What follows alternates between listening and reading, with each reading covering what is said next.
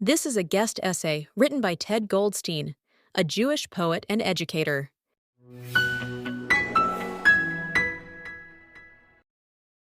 In the heart of Los Angeles' San Fernando Valley, just west of where the 101 freeway meets the 405, there's a font of wisdom, a man whose trueness is known by all who have been lucky enough to cross his path.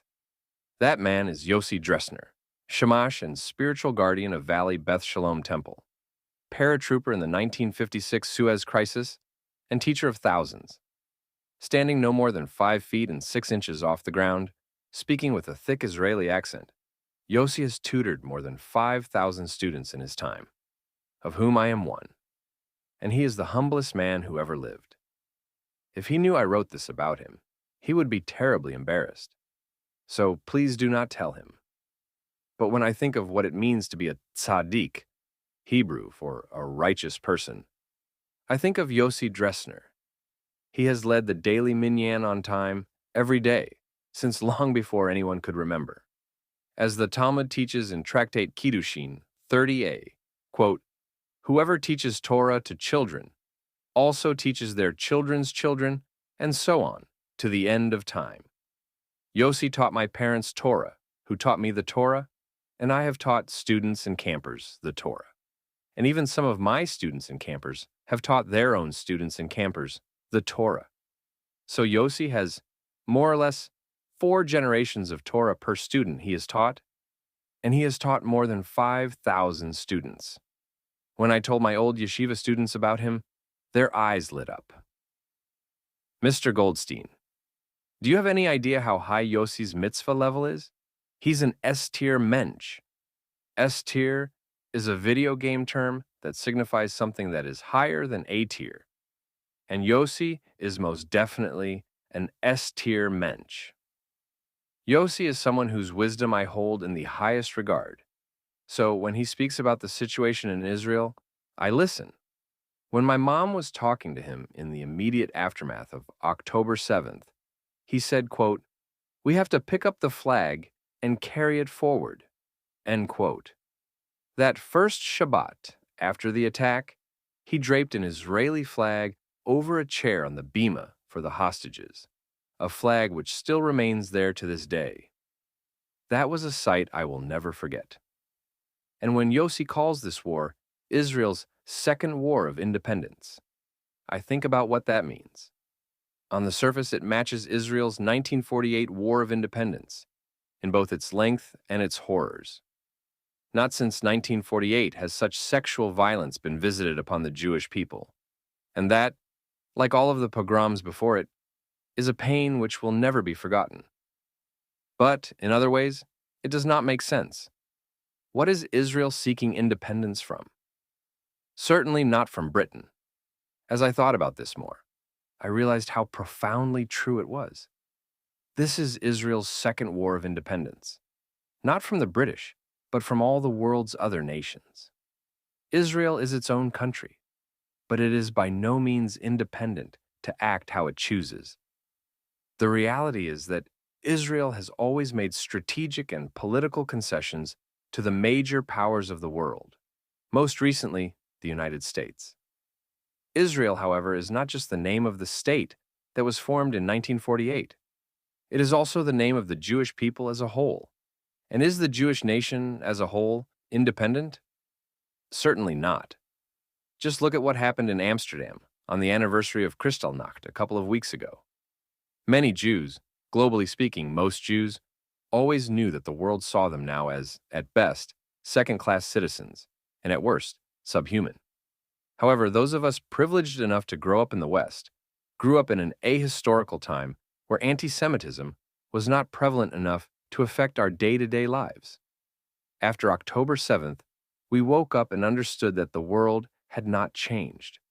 Neither the International Red Cross nor the United Nations Human Rights Council has done anything to free or even check on the hostages kidnapped by Palestinian terrorists. There could be no clearer signal that the world does not care for its Jews. We are not like them. No matter how hard we try to assimilate and fit in, we will always be Jews in their eyes. And we should be damn proud of that. Recently, the United Nations Special Rapporteur said that Israel should leave the UN, and it was the first reasonable thing she has ever said. I've said it once, I will say it again. We never should have trusted an organization called Goyim United. It was always in the name. Although honestly, the League of Goyim may have been worse. It might sound scary to consider the idea of Israel leaving the United Nations, but we should seriously consider, what has the United Nations done for Israel? What does participating in it provide for the Israeli people? In many ways, the failures of the UN reflect the failures of the nations who it represents. For 2.5 millennia, the nations of the world have led global affairs, while the Jewish people were exiled from their homeland. In those 2.5 millennia, what has been the state of the world? Perpetual war. Now, for the first time in 2,500 years, the Jewish people once again have an opportunity to be sovereign in our homeland. But the nations of the world try to stymie us at every turn. The nation of Israel is a strong nation, a beautiful nation, a transcendent nation. In truth, it does not operate by any of the same functions as the rest of the world. It is the only nation who has retained its national character without living in its ancestral land for 2,500 years. It produces geniuses at a preposterous rate, and it has gifted the world everything from the Bible to Seinfeld. The nation of Israel is a nation like no other. We have passed our glorious tradition down from generation to generation, never wavering from our conviction that one day we would return to the land and re-establish our sovereignty there. Hence why it is time for a new generation of Israelites to pick up the flag and carry it forward. In truth, the Jewish people were failed twice on October 7th.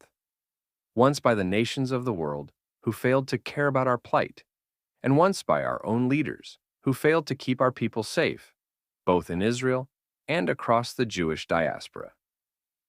Yossi, tzaddik that he is in his 80s.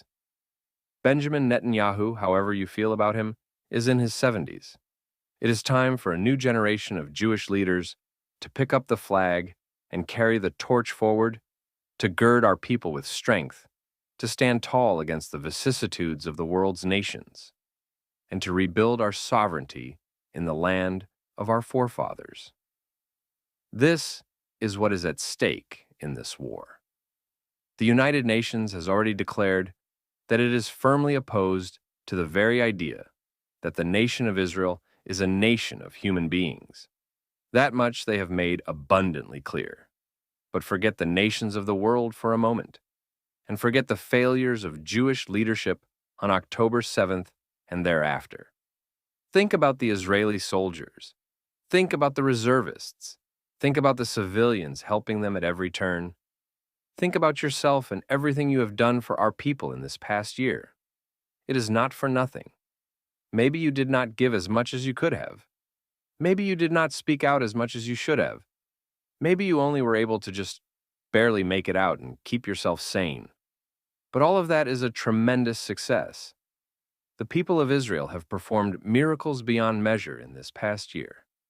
I am so proud of my friends in Israel, fighting this horrible war, who have not let anger dominate their lives, who continue to sing and celebrate and live life despite the darkness. The brave men and women of the IDF, the ones whose names we will never know, they have somehow managed to wage this war with the fewest civilian casualties of any urban conflict by a major margin. Any other nation of the world would have flattened Gaza if October 7th had happened to them, but Israel is a nation like no other.